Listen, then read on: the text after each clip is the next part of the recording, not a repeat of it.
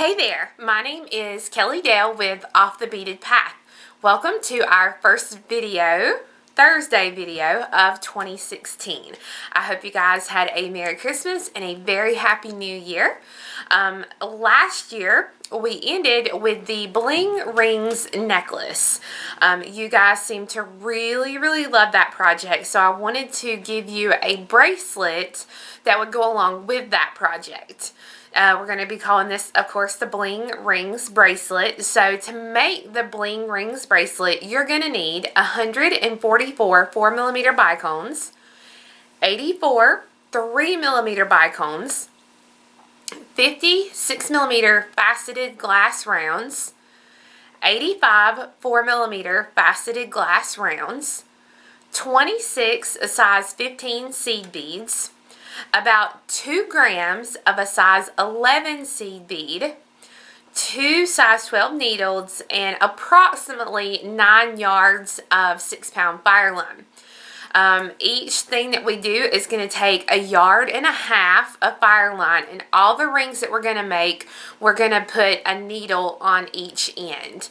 I'm also going to be showing you a beaded toggle piece for this actual bracelet instead of putting a toggle on it, so that's why there's no clasp. Now you can put your own toggle on here if you want to, that's completely fine. I'll also give you some design alternatives that you can do. For the project list that I gave you is for a 7-inch bracelet, so if you need the bracelet to be bigger or smaller, I'll give you some little design alternatives that you can do there. So go ahead and get your mat set up, get your first 1.5 yards with a needle on each end, and then we'll start the project. So here is the bracelet that I'm going to be walking you through today. And as you can see, we have a larger ring in the center with smaller rings on either side of that. Our inside ring is going to have 10 repeats, or 10 6mm here along the outer edge. Our smaller ones are only going to have 8. Now, there are a few things that I'm going to change about the smaller ones. So what I'm going to do is I'm actually going to go ahead and make my big component. This one has the 10 repeats. For those of you who have watched the Bling Rings necklace, you will want to make your component with the 10 repeats. If you have not watched that video, you'll want to go back to that one. I am going to be making partial part of the ring except for the inside here, and I will show you what I did a little bit differently on these inside rings versus the one for the necklace. So again, the big one has 10 repeats, the smaller ones have 8 repeats. So I have my larger component completed with the 10 repeats, and then I have my smaller component with the 8 repeats. The top is exactly the same as your big one, but the back is going to be just a little bit different.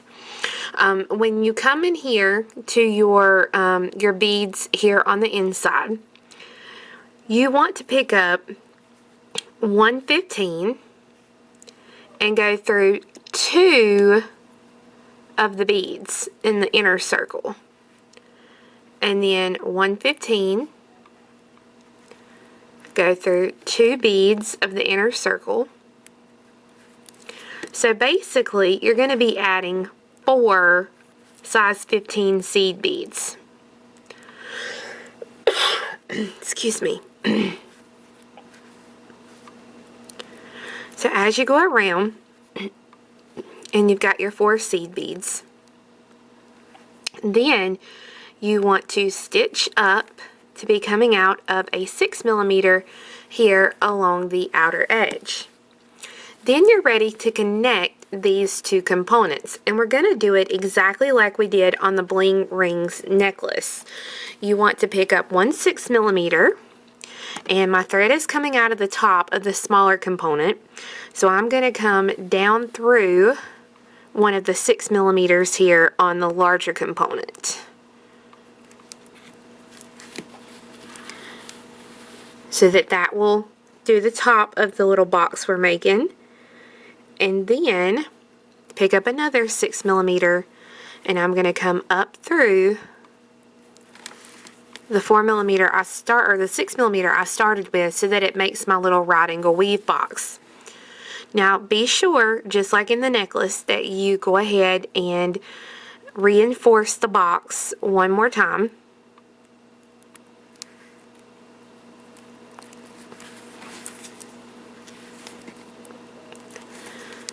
And when you're coming out of the 6mm on the smaller component, we're going to make our embellishment here along the top. So you'll pick up a 4mm, a size 11 seed bead, and a 4mm, and you'll go through the opposite 6mm so that your beads will lay at a diagonal. So right now my thread is coming out towards the right, so I'm going to take and I'm going to come through this 6mm going from left to right. So, or holding it this way, down to up.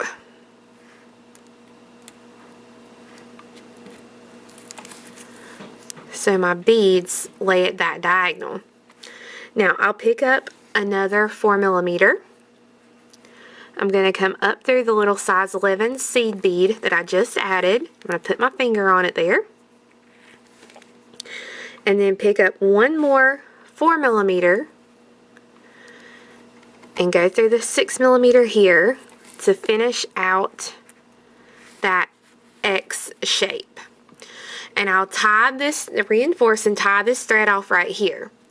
Once you get that one made, you will want to make 3 more components that you will connect exactly opposite from each other. So these two will connect here. Then you'll have a connection here. And then one more to this side. Okay, so you'll have all 4 connected straight, exactly like we've connected this one here. Once you have all of the components connected, then you're ready to start working on the toggle bar. So I have a yard and a half of, a yard to a yard and a half of my fire line threaded with only 1 needle. And I'm going to leave myself about a 4-inch tail and go back up through the first. I'm going to thread on 11 and go back through it again. And then I'm going to thread on 9 more beads.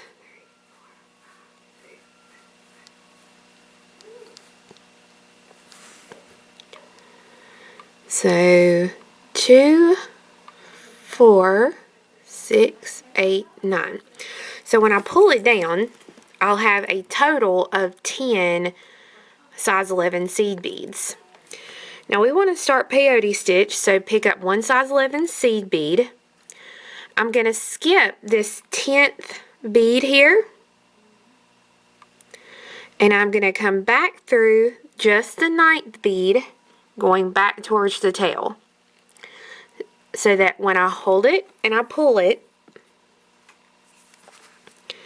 the 2 beads sit on top of each other.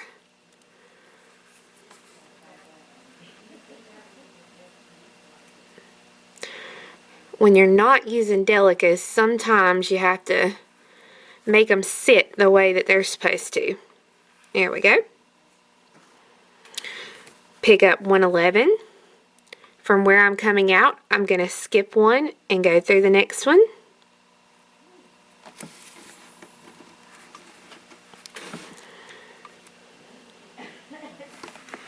Pick up an 11, skip one, go through one.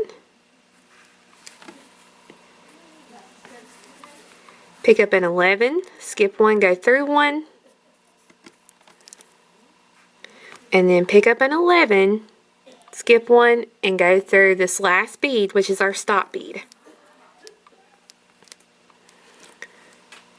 So now you're just going to work back the other direction, picking up 111, going through the next bead that's sticking up. Now I'm going to put my finger on them so they'll stay nice and tight for me. But you want to continue doing the peyote stitch just like I'm doing here. Whoop. Got one more bead to add here.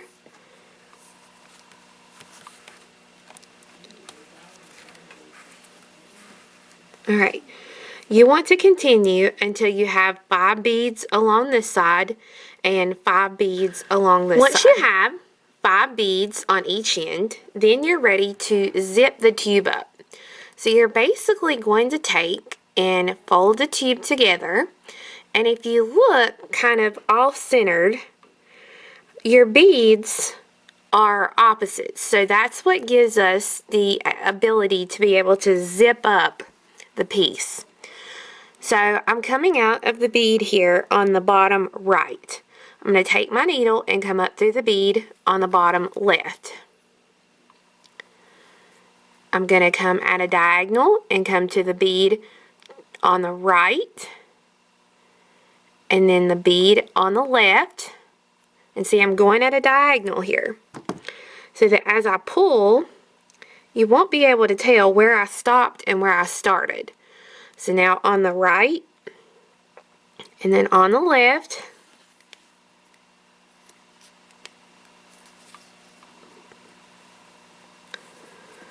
and if you have to do it one bead at a time, you can do one bead at a time. So you go through the one on the right, and then the one on the left. But you just want to zip up the tube.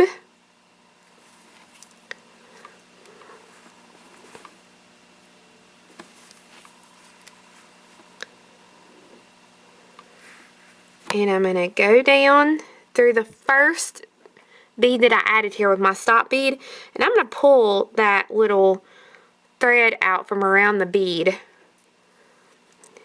and then I'm going to go up through the last bead again, and I'm going to go ahead and tie these 2 threads together. If I can get it. There we go.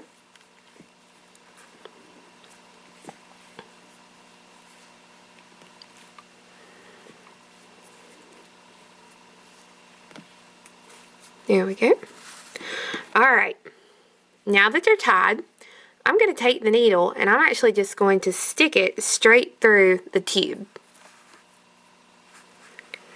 You'll be picking up a 4mm and a size 11 seed bead, and let those drop down. Skip the 11-0 and go back down through the 4mm and the whole tube and pull. Then flip the tube over, pick up a 4mm and an 11, let those drop down. You'll skip the 11 and go through the 4mm. Now when you stick it through your tube, you want to try and wiggle it through so that it comes out of a bead along the tube. Somewhere kind of close to the center. So I'm going to look here and I'm going to try to find, I actually think I might have centered it pretty well. 1, 2, 3, 4, 5. Let's see, 1, 2, 3, 4, 5. I'm going to come through this bead right here, the bead right next to it. You want it semi-centered. I mean, it's an odd number, so there's no way to get it exactly centered. You just want to get it as close as you can. Now, I'll go ahead and take this other thread, and I'll get rid of that little short tail that I've got there. I'm going to use the thread that I've got that's coming out of my little toggle bar. I'm going to pick up 2 11s, a 4mm round, fire polish round, and then 10 11s.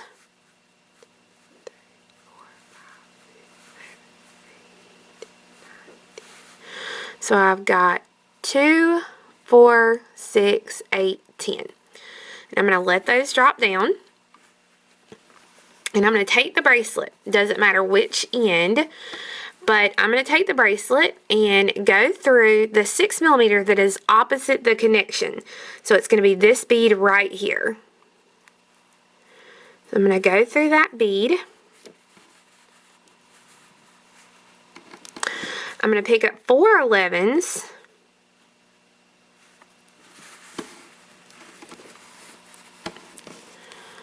I'm going to skip 4 on my set of 10. So 1, 2, 3, 4. And then I'm going to go through the next 6 11s and my 4mm and pull